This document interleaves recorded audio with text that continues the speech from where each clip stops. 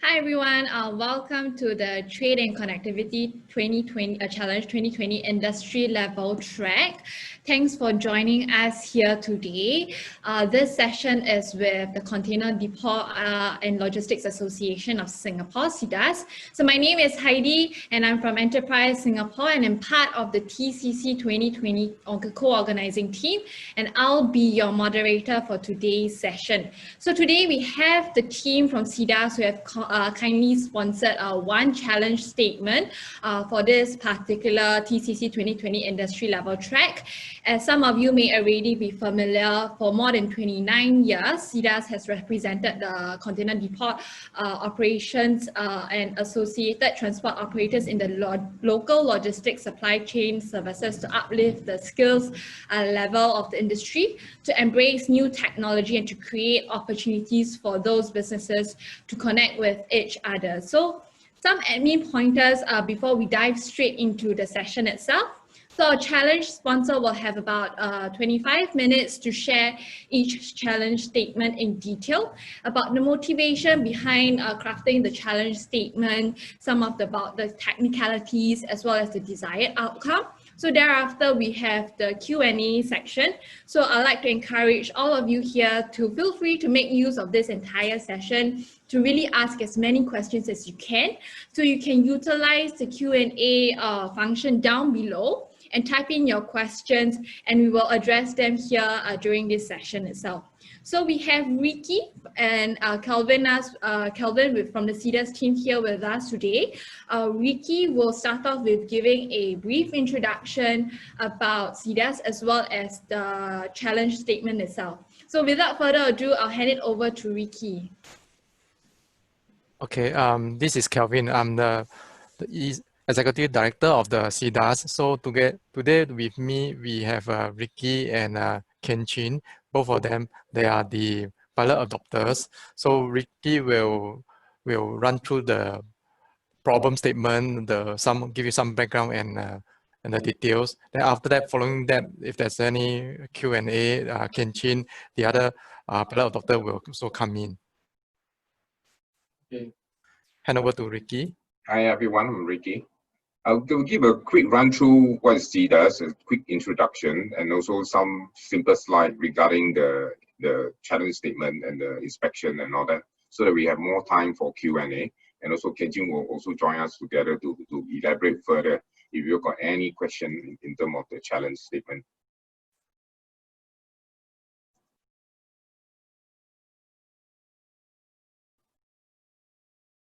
So basically, the agenda will be a quick one, introduction of CDAS, and just to share with you what's a container depot in case, because this trade itself, some people may not be into it. We describe the container depot trade itself, and container, how it's been inspected, and the expected solution and timeline.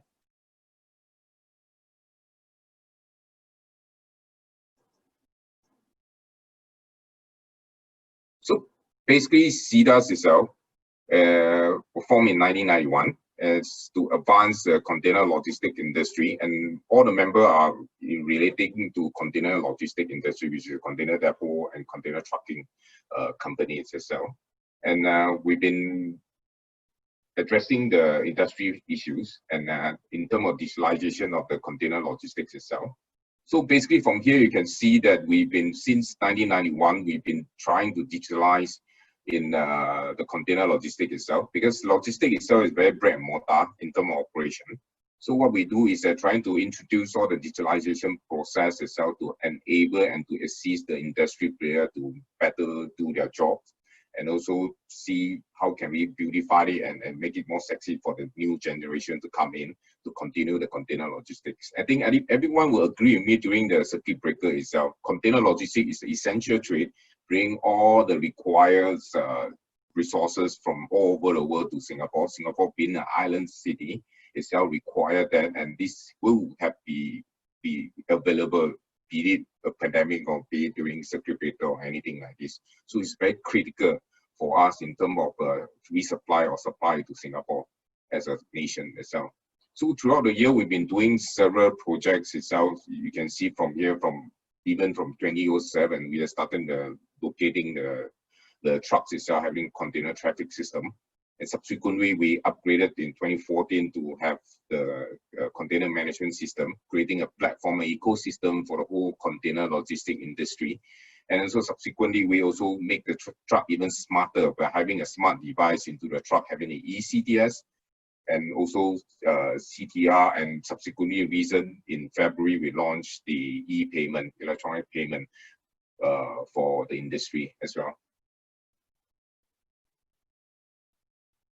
So basically, what is a container depot? So basically, container depot, which a lot of us may not be quite familiar, because when we talk about logistic, most of the time we talk about 3PL, which is the e-commerce of the 3PL, the last mile delivery portion, or people will talk about the marine sector where the port and port activities. So actually, container depot operation is in between the port and the 3PL itself. So basically, all the container come through from the port will end up in the depot itself. So the port and the depot is actually the start of the end of the total container logistic workflow itself. So basically, when the cargo came into the port itself, it will move to all the warehouses to unload and all that. Subsequently, an empty container are returned to the container depot itself for servicing and maintenance and for subsequent checking or subsequent use as well. So they'll make good the container. So the next journey will be the start of the container logistics journey, where we supply the empty container into the warehouses or the factory itself, where they load up the cargo or goods itself. So then they will bring it into the port, which is the end of the container logistics chain, and subsequently move out via sea. So a container depot itself is the start and the end of the container logistics chain itself.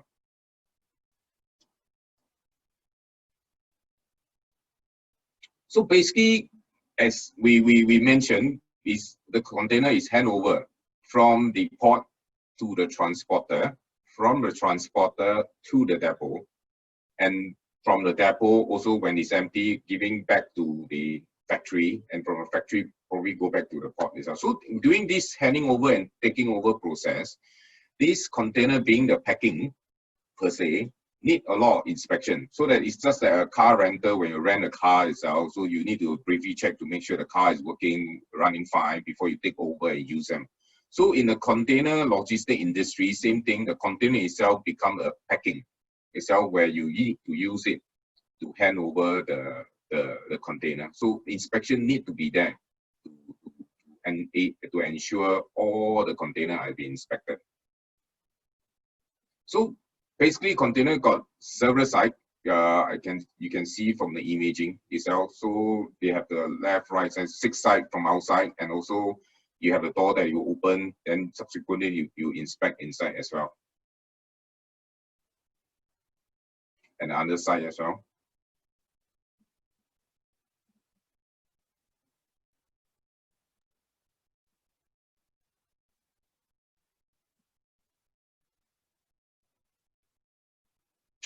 So we'll now give you a short clip on the inspection of the container, so that briefly you can have an idea what is the actual physical process currently at the container depot itself to inspect the container.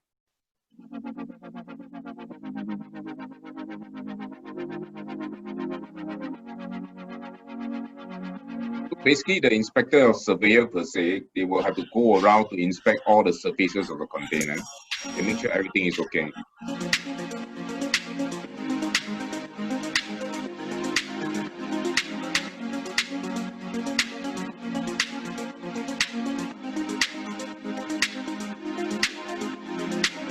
Check the underside.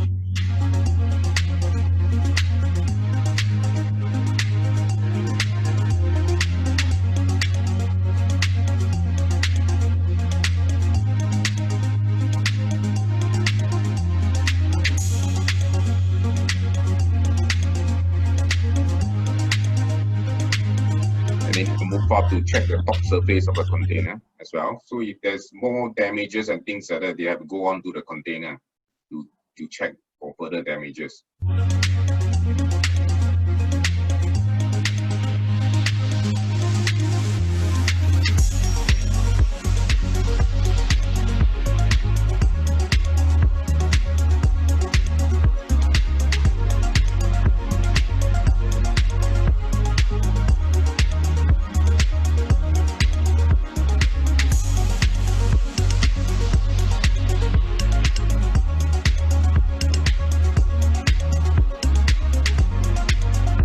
shop, basically all the surfaces of container they will inspect to make sure they are good, because if it damages or is protruding or there's a hole in the container, you have a problem holding the cargo inside or goods inside. Just like the carton or all the packaging is, or make sure it's not broken, so that it's able to contain your cargo or product safely and in the sea, ship it out to other locations.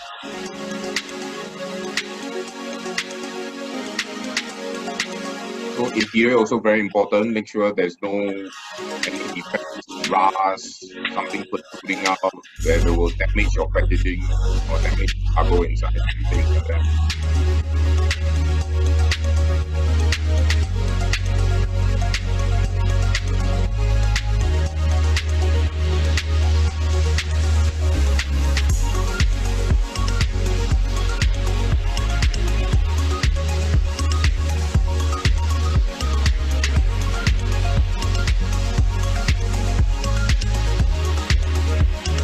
So after inspection, you will put up the status of the container, whether it's okay or there's damage, things like that. Then the driver will bring the container and move into the container depot itself for storage or further working.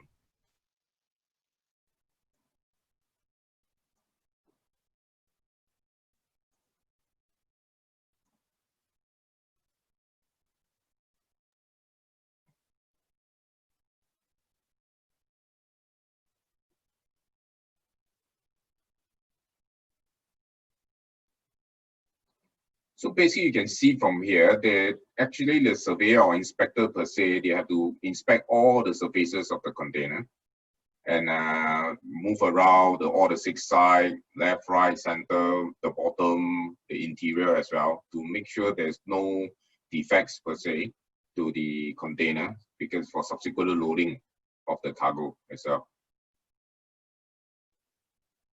So damages, I give some example down here, like the things like that, a big cut like that, protruding into the container, that it will damage your boxes or carton, you call it, or your goods to sell.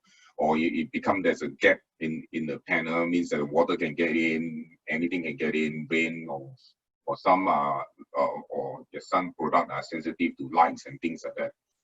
Also, all the deformity of the container, because container is an ISO dimension, ISO size itself. How can you fit into a ship itself? How can you fit into a container chassis?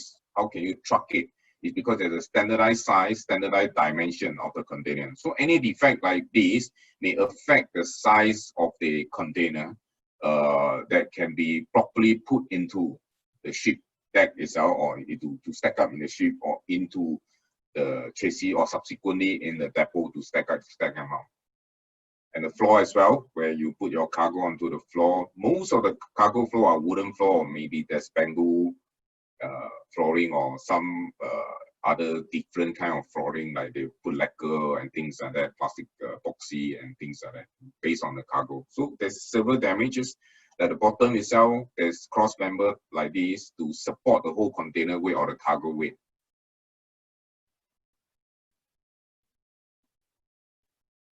Okay, so in short, is all surfaces of container need to be inspected, inclusive the interior of the container.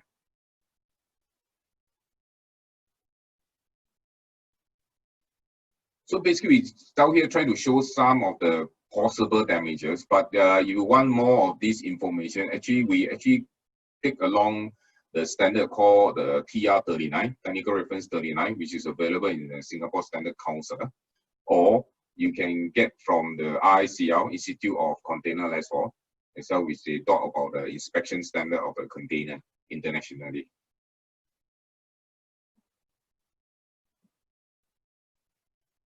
Okay, so what is the expected solution? Basically, is to efficiently detect and assess the defects and damages or uncleanliness of the container. So basically, the container have to be fit for use, for the next use, no damages, it's clean, that you can put in cargo for subsequent movement. And there is accordance to the inspected according to the TR39 or cargo worthy standard or ICL standard itself. So basically all these standards is available, especially ICL there's a few, because it's an institute, there's a few books on the inspection and repair criteria as well. TR39 is available, as I mentioned earlier, Singapore Standard Council, Technical Reference 39. So it talk about the handing over and taking over process plus the inspections, brief inspection standard as well. And also this expected solution, we want to offer a significant time and manpower saving for manual inspection. I think many of us would know that during circuit breaker, many of us work from home. So we are in container logistics, there's not possibility of working from home. You can see that the container is still moving, supplying resource or food resource to Singapore and for any other cargo as well. So the ship is still moving, containers need to move to resupply Singapore.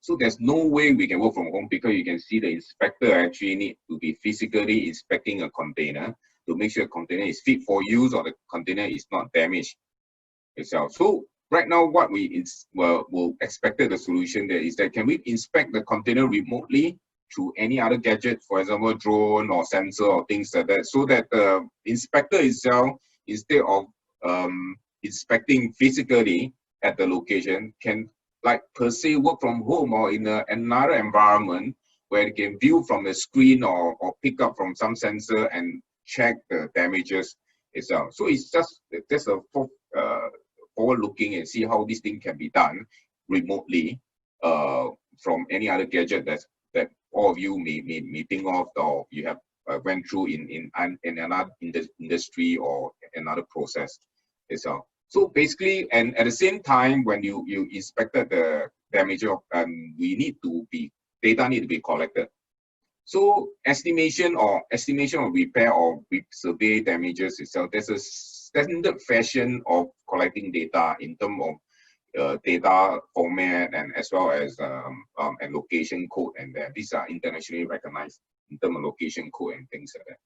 And of course, this solution need to be easily deployable, best that with minimal infrastructure cost as well. I think all will agree that cost is a main factor in any digitalization process like this, as well as be able to be very practicable for the user or the potential adopter to easily make use of what you are trying to propose quickly and adopt it, so that we pay minimum downtime and in terms of cost to assist this container logistics industry probably work from home or remotely. And certain accuracy or inspection, about 70% we're talking about here, to make sure the inspection are good enough so that there's no subsequent physical work. So what we're trying to do here is to try to remove the human physically inspecting a container, and at the same time, of course, without the human moving around a container, climbing up and down, it also enhance health and safety of this particular workforce or workforce sector itself. So we actually help in terms of safety as well, that this person do not need to do the difficult work of climbing and up and down and do the inspection, do it remotely.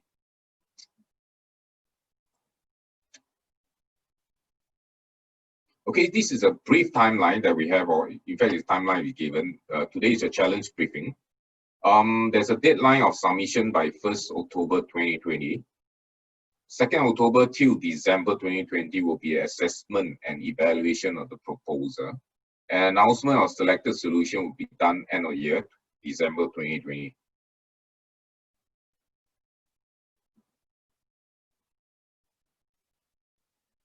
So now I'm opening the question to the floor so that we can be more dynamic, have some dialogue or clarification required in case, because we know this container logistics industry is quite gray. When you go to books, they tell you 3PL. If not, they go marine logistics.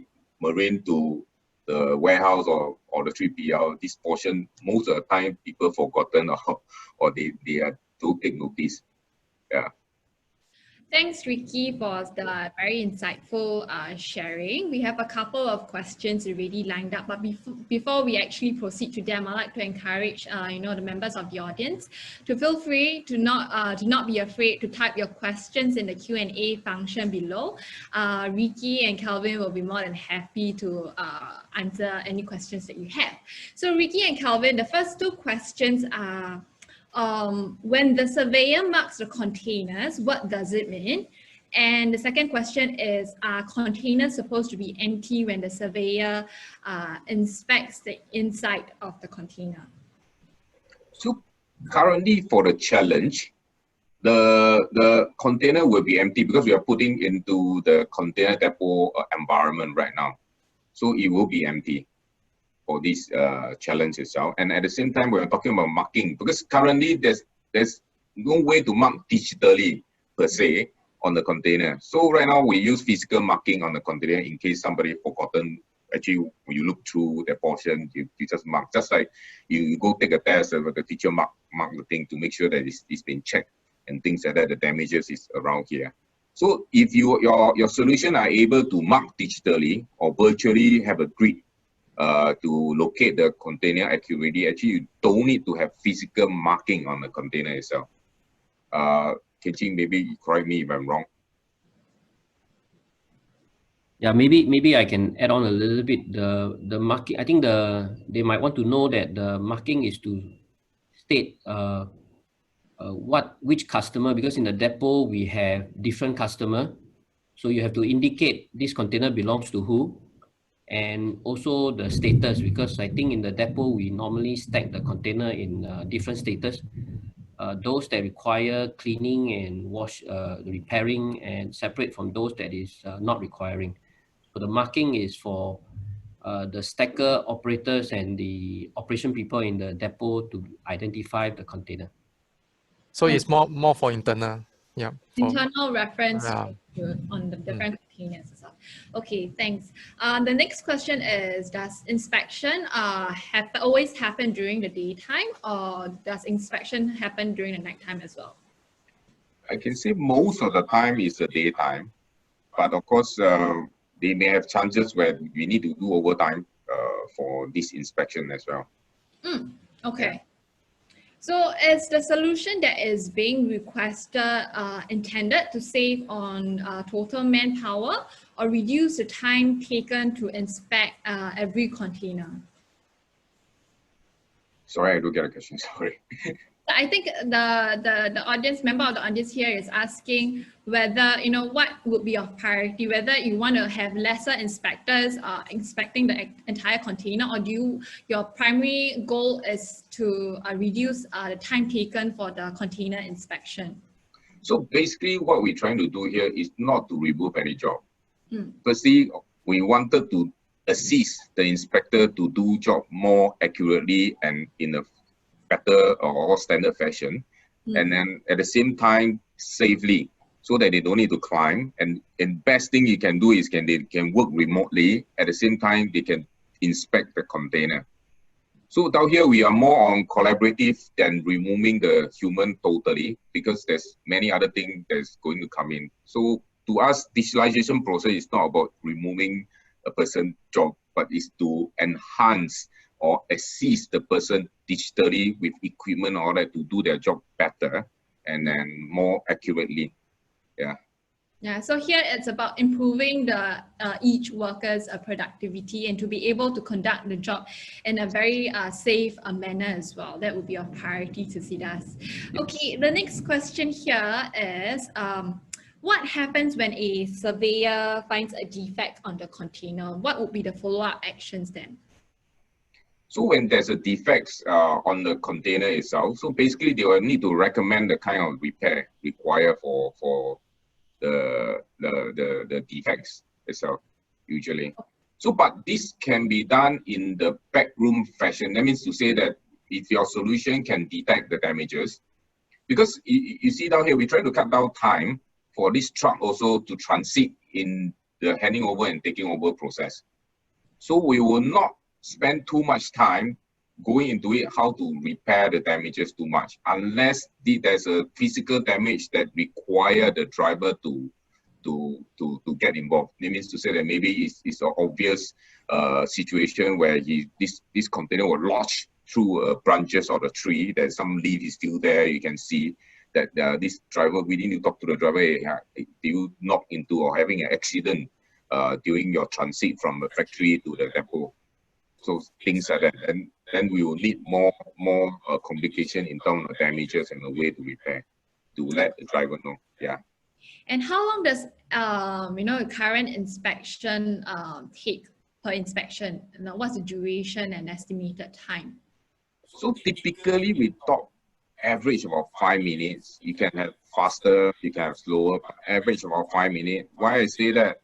If the container is clean or is not so much damages, you no need to go further into it to check what's happening. So if there's more damages or more complex damages that you cannot see, then maybe you spend more time. So average about 5 minutes per container. Okay. Yeah. So the next question that we have here is that is the inspection process for both entering and leaving the depot, and would it be considered inefficient if time is spent walking upstairs for a quick visual inspection of the container itself? So like I say, yeah, this is a handing over and taking over process. So all surfaces need to be inspected. We definitely need to inspect all surface, which is including the top surface itself. So to going up or down, and this is according to the Workplace Safety and Health Act right now, that we need to provide a safe method for the inspector to go up to a container. So we can't use ladder per se, or if you have a ladder, somebody got to hold a ladder and things like that. So right now, we provide facility safely for the inspector to go up to this platform to inspect the top of the container, because in accordance to the Workplace Safety and Health Act, to provide a safe environment for inspector. So that's per se that if you have a solution that you don't need a person to go up, definitely you save a lot of time or effort for the person to climb, and definitely you will enhance the health and safety of the inspector. Okay.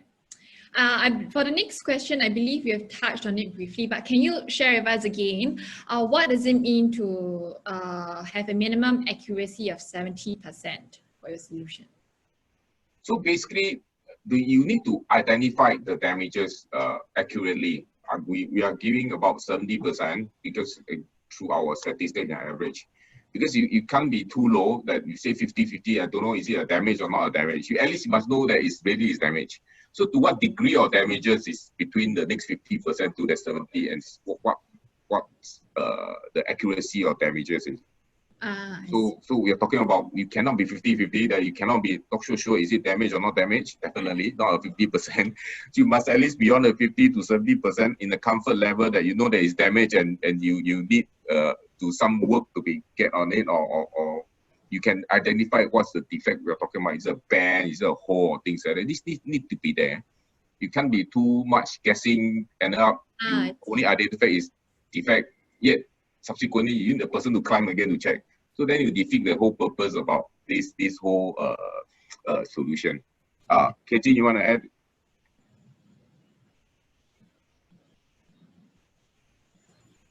Whether the 70%. Okay.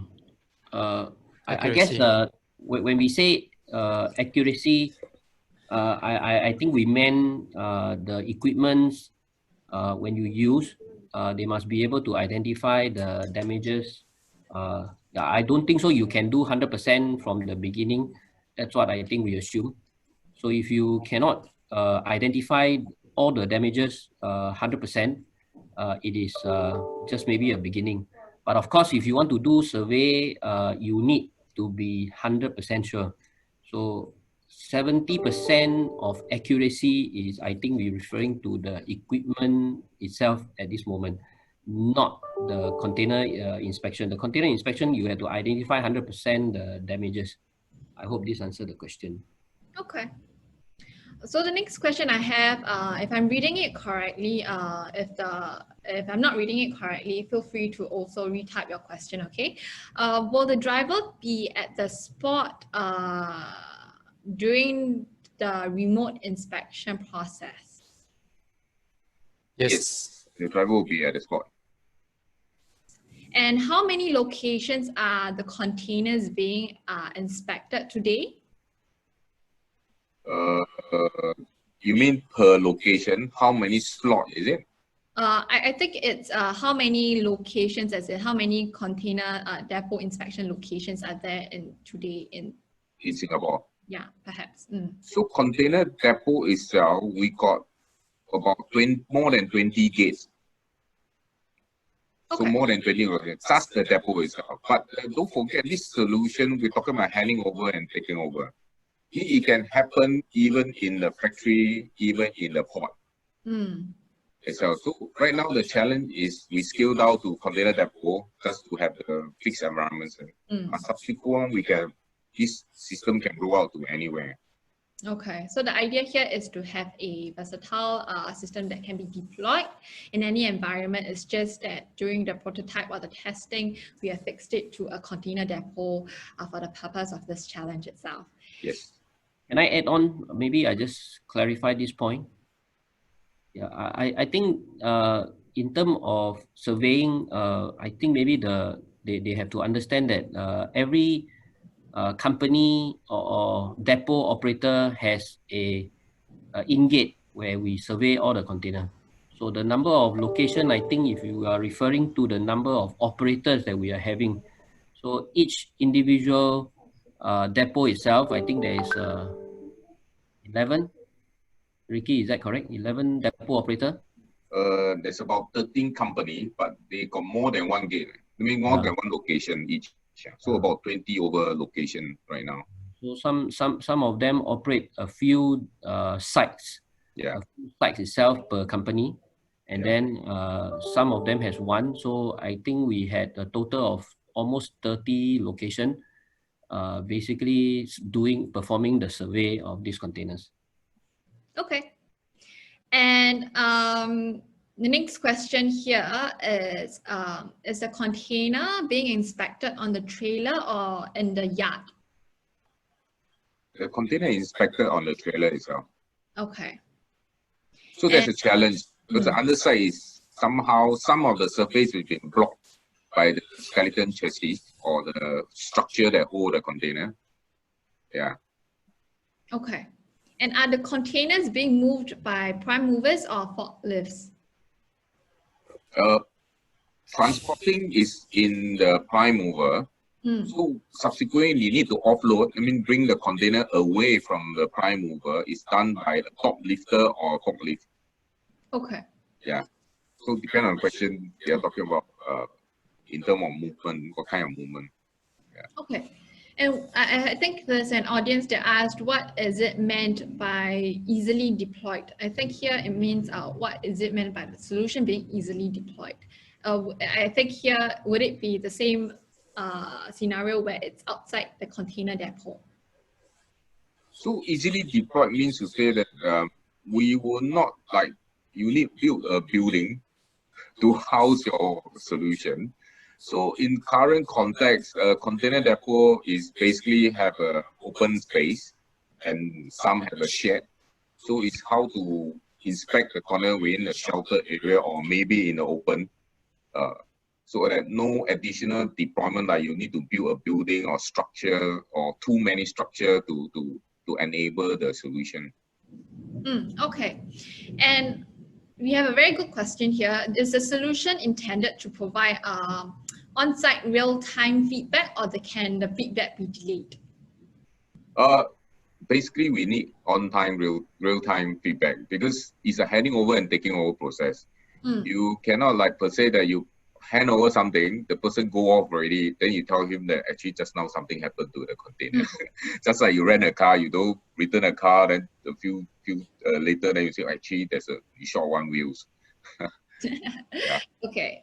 And do the containers have any unique, serial number or ID today? Yes, container is just like our NRIC, or there's like a passport number. There's a fixed ID for all the container in the whole world. Okay. Yeah. And what is the expected output here? Is it a picture and a picture of the defect? Yes, we definitely need a picture of the defects, and also some description on the defects itself. Okay. And what is the typical condition at the depot here? Is it indoor, outdoor with power supply? There's a mix of indoor and outdoor right now. So in container depot also are having an evolution right now. So currently most of them are on the ground. in an open space, and some of them have shed. But there's a trend right now, everyone are moving into a building as well. Okay. So there's an automated depot coming out, also built by the government, the JLH. Is a sheltered automated depot within the building. So it can be in open, can be a simple shed, or can be inside a building for inspection right now. Okay, usually it's shaded. So for open depot, may or may not shaded on the ground itself. Okay. And what is the typical usage and throughput? How many containers, per day or per shift that the employee usually inspects? So depends on the flow process and the requirement of the day. Averagely, one container depot should do 200 to 300 containers running through per day. Yeah. 2 to 3. And also, of course, depend on the size of the particular gate itself. If this is a very big location, then you can hit as high as 1,000 a day. I see. That makes sense. But the average size or mid-size one, we're talking about probably 2 to 3, maybe 400 at most per day. Yeah. Okay. And how is the inspection results being logged in management systems at present? So currently, most depot will have a container depot management system where this inspection will be key into a handheld. Just now, if you see the video, they're keying into like a mobile phone kind of device. It's a handheld device. You key in the damages into that. And container inspection already somehow structured and standardized in terms of location code, damage code, and things like that. The left side, right side, and all these things. So it's already somehow standardized into the depot management system, and some are internationally recognized in terms of the data exchange coding already. Yeah. We have a question here on what kind of data can be provided for training the model, or I guess in here, prototyping a potential solution. We can have some past record for you all to make use of in terms of the damages code and location code, and whichever code require or which require data field required in the system. Most of the system are more or less quite standardized. We can provide that the data field and some raw data to play around. Okay, and is inspection of containers now purely visual? Are there any other form of structural inspection, for example, NDT or ultrasound? So far the challenge we are going around a dry freight container first. So dry freight container equipment use are not as hefty. So because it's just single skin, meaning you see outside, probably you can see inside, it's just single metal skin. So we do have some simple equipment to check the dryness of the container as well, and some very basic rust comparison. If not, most of the thing are based on visual and simple tools like a depth gauge to make sure the depth of the dent itself or the dimension of the damage. A simple tools. But you are going on the solution subsequently, you may have more things that is required because there's many other type of container involved, like refrigerated container, even pressure vessel for bulk liquid and all that. So we are in this challenge, we are talking about the dry freight container first to start with. Yeah. Okay. Noted on the dry freight containers as a fundamental basis for this challenge itself. The next question here is, I think this member of the audience asked for your opinion on partially automated solutions. For example, a solution that inspects the exterior while you have an employee that still inspects the interior of the container. We preferably, if this whole solution can cover the interior and exterior, because the motive is also to make sure the person is safe, not to climb. So when you enter a container, having a person enter a container, under the act, actually is a confined space. It's a limited access, limited air, because you don't know what is inside before, can be not so nice, or there's an asphyxiation risk and things like that. I mean, there's not enough oxygen inside because they have put something else inside there. So as much as possible, in terms of health and safety, the solution should try as much that to prevent people from getting into the container or climbing the container. Okay, That would be great. Yeah. that would be the most optimal solution that Yeah, you're looking out correct. for. Okay, are there any limits for dimension defects? Yes, there's a limit of dimension defect. All these are spelled in ISL, if not all the cargo where TR39 standard itself. Because Okay. it's go by a math is that if you're too deep or the dam itself actually protrude into the cargo space and you reduce the cargo space inside. So there's a math behind all this and theory behind all this. So it's actually spelled out in ISL very clearly. Okay. What is the current human accuracy? This is like scoring the person result. So most accuracy, I mean, after some time, most of them are quite proficient, beyond 70% definitely in terms of accuracy of repair and recommendation of damages, minimally. Okay. I always say we cannot be 50-50 chance and don't know is it a damage or look like a damage or what we intend to do. So we should beyond 70 maybe percent now would be good. And most of them have experience doing it. So the more they do, the more familiar. Yeah, and the new person that came in usually have some guidance from the senior one. That means the senior will jump in when they are required. Sometimes those more junior surveyor, they will seek help from the senior if they have doubts whether this one is can be marked as a defect or marginal, the measurement is marginal one. They will get the senior to come in and help. Okay.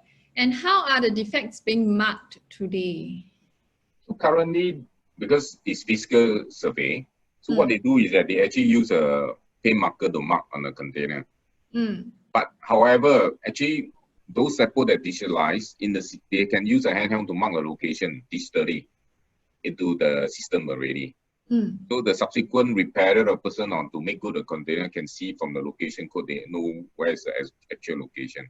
So there's not so required to mark physically to do the paint marking that this is a damage or this is a whole kind of thing. So if you can accurately denote the location of the container damages and what kind of damages, you actually don't need marking on the container. Okay. And will your team be able to provide, training samples of defects or pictures for an AR algorithm to be viewed? Yeah, no issue. That's portion, no issue. Yeah. You hear that. Yeah. For each category of defects, are there any pass and fail criteria? For example, size of damage, distortion level, and how do you usually evaluate the cleanliness of the container? So all the standard or criteria or inspection actually spelled out very clearly in TR39 or RICL. So basically, there's a laundry list of items to be detected. Is there oil on the floor? Is it clean or not clean? So basically, like per se, like your plate itself, it has to be clean to contain the next food. So a container need to be clean as per that. There's no other physical foreign particle into that other than the container physical structure or material themselves.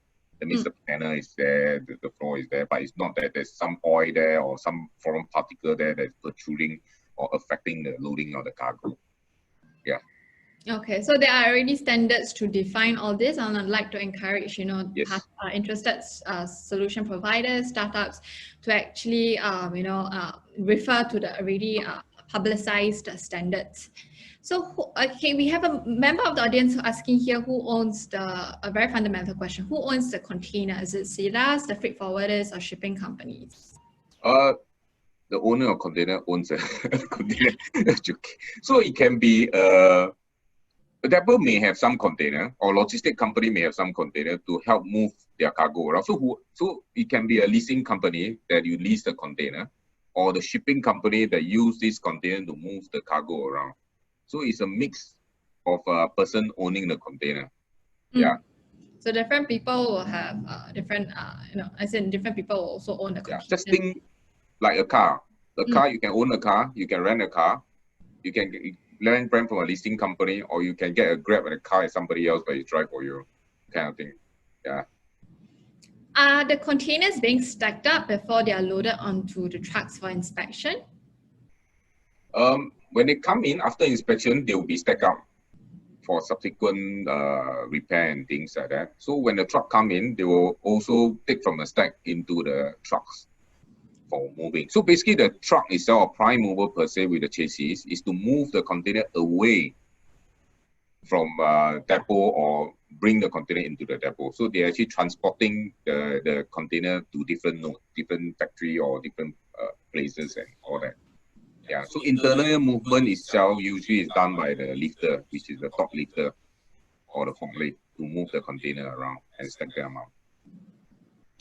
Okay, we have a question here on drivers, the role of drivers. Is the driver expected to just park the truck and open the container, or do they have, other roles and responsibilities as well? So driver basically is to bring a container to the depot. So when they come down, usually they will open the door for inspection. Okay. The next question here is, I think, fundamental to CDAS participation in this industry track.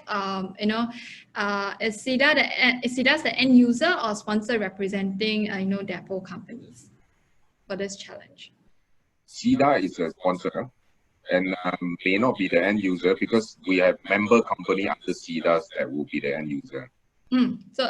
Okay, so it's more representing for this particular challenge itself. Correct. So is the solution required to recognize the container ID and the track the same container over time? We, as a start, like the IC, you need to know who is the person first before you want to inspect the person. Same thing down here, you want to know what container is that before you do the inspection. Because container have the ID, make sure that you are supposed to receive this container. So this portion more or less has been resolved, having other solution from CDAS, the container management system and all that, already track the container and do the scheduling and booking the container into the depot already. So it's just to do, at the start of the inspection, you need to make sure that the container inspect is a container you intend to indicate in the system. Yeah. Okay. Next question here is, can you explain the categorization of containers in terms of inspected conditions? And is there a need to check the underside of the container as well? Oh, the category can be, it depends from company to company. Minimally, they will have category for like washing, damaged washing. I mean, you need to wash and it's damaged, or just purely damaged. Or there's many other status in system for this is a reserve unit or some other marking on that. So status itself more or less damage and washing is definitely will be there. But some company may add on more to further elaborate the container inside their container, their depot itself. So I missed the last question. Was it? Is there a need to check the underside of the container? Yes, you need to check the underside. Okay, the next question we have here is, are you looking for a prototype with some field tests, or is there a long-term plan to make it, bring the technology to a more mature level? I think the idea here is also for CDAS to, develop or have a solution that is fully functional as well at the end of the entire challenge, or after the challenge itself. Correct me if I'm wrong, CDAS. Yeah, correct. So will the inspection differ for dry and reefer containers? Yes. You see, dry container that you see just now in the picture is a single skin. What you see touch outside is the same surface inside, more or less. A refrigerated container, just imagine your home fridge. When you open the fridge, you touch the surface outside and you see the surface inside is two different surfaces. So there's a thickness there with the insulation. So that it's different configuration altogether. And there's a machinery as well. At one end, just like your fridge, there's a compressor, cooling system, condenser, coil, and all that. So there's more thing into it. Yeah. Okay. Do you expect to classify the different defects in terms of, let's say, it's a bend, it's a dent, it's a cut? It'd be good to identify the defects at the start. But if you just like providing a device to remotely inspect the container, that means you collaborate with inspectors sitting back in office or home to do inspection I mean, it's all way between the economical sense in terms of the inspection, the process as well. We have a question here on, internal inspection. Can the internal defects be inspected or verified externally? Most of it, you say it's a more major damage you may able to detect. Like you say, a deep cut that protrude through the whole wall. There's a possibility to see. However, if this interior is dirty or heavy rust, you may not be able to detect from outside. Yeah. Okay, so it's still best to, for the purpose of coming up with a full inspection is to actually enter the container itself to also inspect if there are things that is being missed out. But of course, we are concerned here about the safety and whether it's a safe environment for some of the employees to enter as well. Yeah, correct. Can I jump in here? Sure. Okay, internally there is also another item that I think they have to also note. It is not just the defect as of damages or whatsoever. The order of the container is also important. There is an issue to identify also the order, meaning it could be because of chemical, it could be because of some odor, like even onion smell whatsoever. So order is also an internal issue which you cannot verify externally. Definitely. Okay, we have a question here on back to the 70% accuracy again. I guess here the question is whether it's a firm answer on whether it's false positive or false negative, just like COVID testing. Can we quantify it this way, or perhaps I'd like to ask here that it's also about the details of the actual damage that is being identified through the process of inspection.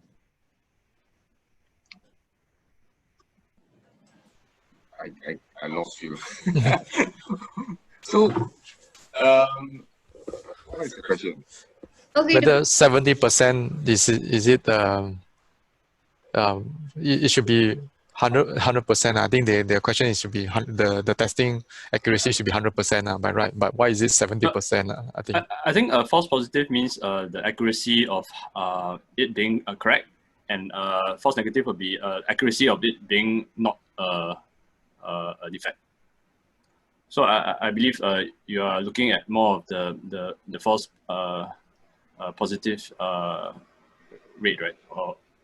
Or to identify a defect when it is really a defect. So it's like I say, depends on solution limitation or what you intend to propose. Like I say, you can just identify there's something wrong with there. I mean, the solution can be there. Then you need somebody to further check on it through a remotely screen or something like that. Or your solution is a complete one where they identify and your device can see the depth of the damages and even measure the size of the damages and things like that, which is a thorough one. And it can be that way as well. So it's today's gadget, we have tried many gadgets. Some gadget itself can actually see the depth. Or what they do is that they compare the first frame to the second frame, they straight away detect that it's a defect. So is your solution can be, or your solution trying to just to identify the damages, not further probing into it to tell me like how big the damages, how deep is the damage, or what degree of damages is it.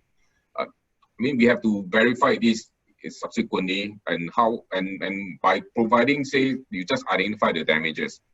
So what other job this inspector need to do? Why does him just to tell him that it's damaged and he go out and inspect again, or there's a device to assist him remotely to check. So this portion need to be a very thorough a concept itself altogether. So whether it's just to identify and somebody go and inspect, or it's actually can actually tell you the whole damages and then plus the dimension. Yeah. So it's very much involved in the whole dialogue on how you're going to propose the whole process in terms of your solution. Okay, thanks, Ricky. Well, we have, I'm also mindful of a bit of time, and we see that the CDAS team is very popular with a lot of questions today. So we try to run through it quickly. Next question is, the system needs to be mobile. In terms of quick setting up and tear down, the member of the audience would like to just verify this one more time with CDAS team. So, because the depot is more or less fixed in terms of their location already. So you actually do not need to it's quite mobile to move around for your judges. So we should somehow fix a location for inspection for ease of equipping and in terms of any infrastructure requirement.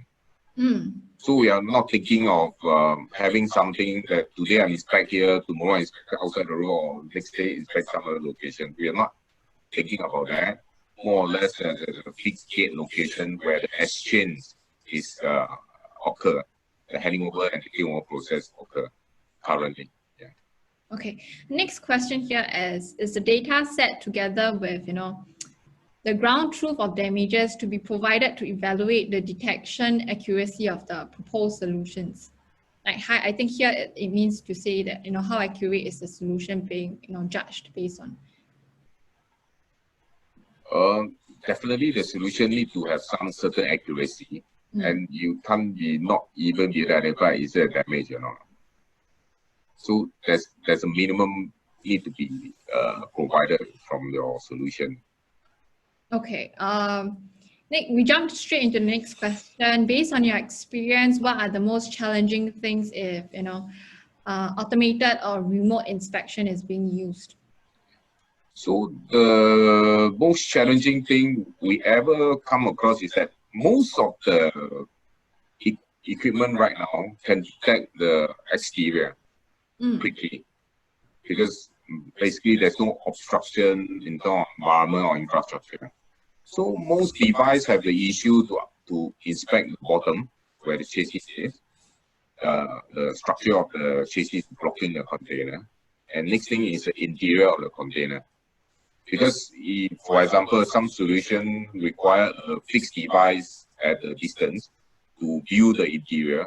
So, subjected to how the driver park their vehicle, the weather condition that day, the light condition that day, may affect the shadow and this and that. So, this is some experiences we have encountered. And of course, we also explore before to have drones and all that to fly around to inspect. Of course, this also have to understand in terms of the safety of having a drone around when there's one human, which is the driver, walking around. Yeah. Okay. The next question here is, what are some of the potential pitfalls in terms of current visual inspections? In terms of, let's say, what are the common defects that are often missed out by your inspectors to be? Experienced ones should not have this issue. The non-experienced probably will miss out those damages that's not obvious. For example, a dent or a simple dent. Yeah. So other than that, damages like there's a hole, I think should not miss. Cleanliness should not miss. It's quite obvious. Yeah. So those smaller dent or dent at certain area may miss out, and of course the underside, because it's been blocked by the chassis. You sometimes looking at the angle, you may have some parallax error, so you may think that it's straight, actually it's not straight, and it's actually bent upward or things like that. Yeah. Okay. Next question here is, during the first phase of, prototyping, or during the test of the solution, will the worker confirm the results of the digital inspection, just to, validate also the accuracy of the solution? Yes. Definitely the inspector will be there to assist. Okay. Definitely during the pilot run, this adopter will work very closely with the problem solver to tune their system. Definitely we'll be there to help them. Okay. How many inspection lanes are there per gate? It depends on the depot itself. Some have 2, some 3. It's there's varies on the site, the depot site. Some have 2, some have 3. But Singapore typically 3 or 4 is a luxury. They have a. But for the newer depot in the buildings, they may have more. Can be have 30, can have 40 of them. Yeah. So it's a really mixed and depend on the location and the size of the depot. Yeah. Just like a restaurant, you can have 2 tables. Some restaurant got 40, 50 table, 100 table. So depends. Yeah. Okay. The next question we have here is the solution, a final solution, prototype solution is expected to be deployed without a person on site. What do you mean? So I think here to do the installation or you're talking about inspection? I think the inspection itself is there during the inspection process. If let's say the solution is to be successful, the ideal desired outcome here is that there is no need for a physical, inspector. Yeah. Yeah, correct. Physically, then it'll be great. Okay. Next question here: how many places are the serial numbers are located on the container? Is it more than one, or is it usually in the fixed space on the container? It's definitely more than one. Most of the site would have it, except the bottom. Even interior will have the container number. Okay. The top, the side, most of the site will have. Okay, I'm mindful of time, so we'll take just one last question here. Is there, if there is a damage detected, will the truck driver's instructions in terms of, let's say, the drop-off location change? Depend depot to depot. Some depot, there's only one lane. After inspection, you just go there. Okay? If not, some depot would have some instruction to usher the truck to some other location for storage. So this is not so much within the challenge. You just need to make sure you inspect and identify what is the status after the inspection. Is it a good container? Is it a damaged container? Or that the depot should have a system or a process to subsequently how they move the container themselves. Okay, thanks so much, Ricky, Calvin, and team. I'm mindful of time. We still have a couple of questions. So I'd like to encourage here our audience members to post your questions to our email at tcc2020@enterprisesg.gov.sg, and we will redirect them to the CDAS team to take your questions offline. So thank you all for joining us here today. I'd like to hand over to Ricky and team. Do you have any final closing remarks? I think we are very open now here, and we also come forth with this mindset that this like started saying that container logistics is very green field to many people. So, and it's been always the brick and mortar industry where work are done physically. So any method that can help the worker on site to digitalize, to work remotely will be great for us. Is that, of course, if the economical sense must be there, and practical sense must be there. This must be practicable in terms of the solution that is proposed. Yeah. Okay. We are quite open to on the solution. Yeah. Yeah, meaning to say that we are accept to maybe in different phases of the proposed solution. Probably if it's too challenging to do very advanced detection. I mean, in phases, we are open to that because we understand that there's difficulties also for people that is not familiar with the trade to immediately come up with something. So we are open for more questions like what Heidi have mentioned. If you have more questions, feel free to send them in. And if we need for us to clarify, we will take it from there to help the problem solver answer their inquiries if they have. Thanks so much, Calvin, Ricky, yeah. Kenshin. Kenshin, you have anything? Kenshin, do you have any last closing remarks? I think no, I don't think so. It's okay. Ricky has already spoken anything that is required, actually. Ricky is very good. Okay, thank you, Kian-Chin, Ricky and Calvin for being here with us today, for your insightful sharing, as well as your honest and in-depth, take on all the questions that are being posed. I would like to thank you on behalf of the TCC, our co-organizing team, as well as the audience here today. So for the rest of our audience, thanks for joining us here today. If you have any other further questions, feel free to post them through our email. This session itself will be posted on YouTube next week, and feel free to check out CDAS slides as well as any of the questions and answers that are being posed in this session today on our website at tcc-industry.innovation-challenge.sg. And we hope that you'll be able to submit your proposals by the 1st of October. Thank you all, and have a great Friday and a fantastic weekend ahead. Thanks everyone. Bye.